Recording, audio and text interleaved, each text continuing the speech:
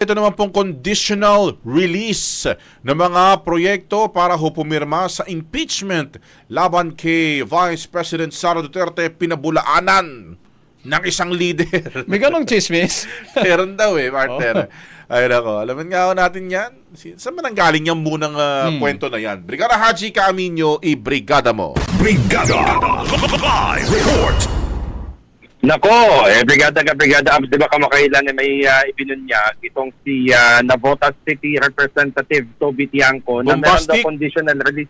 Oo! Bombastic. May bombastic na conditional release daw ng budget para pumirma ka sa sa impeachment complaint laban kay Vice President Sara Duterte. Di ba kung matatandaan niyo, 215 at least yung pumirma doon sa impeachment complaint. Ngayon, umalma itong si House Deputy Majority Leader Janet Garin sa naturang aligasyon na nagkaroon nga ng conditional release ng mga proyekto para pumirma ang mga mababata sa impeachment complaint.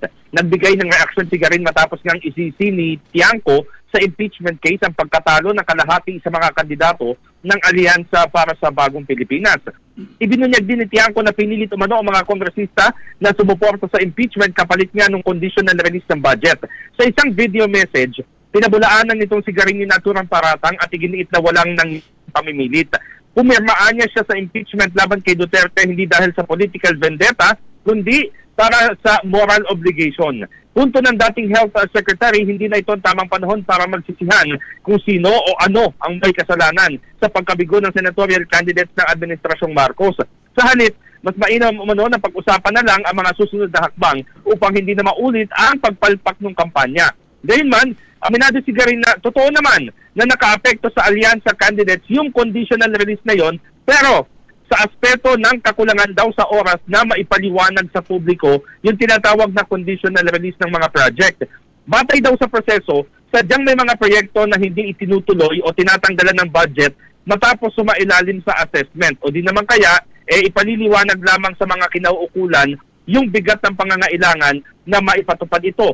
Inihalimbawa ni Garin yung isang proyekto niya doon sa kanyang distrito na isang classroom building kung saan nawalan na o natanggalan daw kumbaga pagkatapos ng assessment hindi na isinama sa mapupondohan, pero pinaliwanagan lang daw niya na kailangan daw kasi ito, tapos kailangan may 10,000 estudyante na nangangailangan ito, tapos hindi naman daw tinuloy, kumbaga nabigyan pa rin ng budget. So ang nagiging challenge lang daw dyan ay yung pagpapaliwanag sa publiko na meron ng ganyang klase ng release o conditional release nung budget. Pero wala daw kinalaman sa impeachment. Naubusan lang daw sila talaga ng oras na ipaliwanag yan sa mamamayan dahil busy na sila sa pangangampanya. Pero bakit naman kasi sinabi ni Toby Tiangco, parang ang dating tuloy, parang nakakasama pa yun lalo doon sa administrasyon.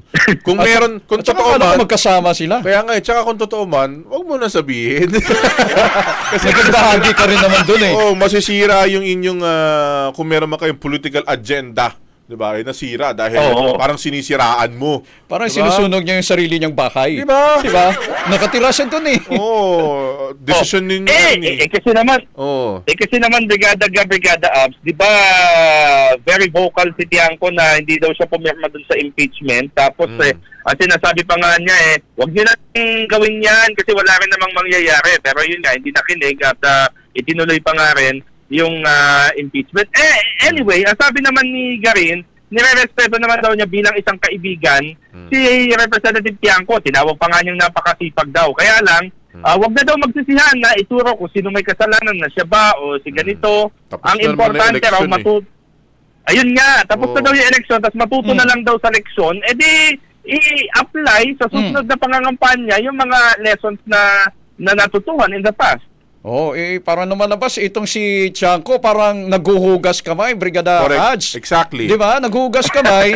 Kumbaga, what if naging successful yung alyansa, diba? I mean, the way they envision it to be na maging successful, maraming upuan yung makuha sa Senado, I'm sure iti-take niya din yung credit, diba? Tapos ngayon, hindi masyadong maganda yung performance. Ay, hindi ko kasalanan yan. Kasi hindi ako pumirma doon Kasi impeachment kayo wala akong kasalanan. Ano ba naman yan? Iba naman to, bombastic naman yan.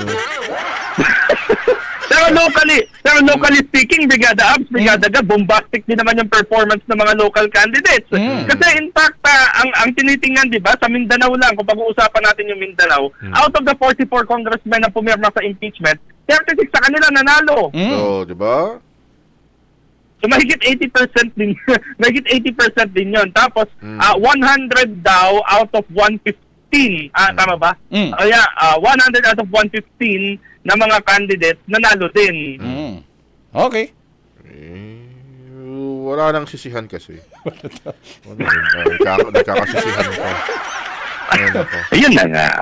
Anyway, in the heart of changing lives, ako si Brigada Haji Bombastic Camino. 5.1 Brigada News FM Manila, the Music and News Authority. Ang bahaging ito ay hatid sa atin ng Yumivit ES3 Syrup. Simulang tuparin ang pangarap ng iyong anak. And stunting now,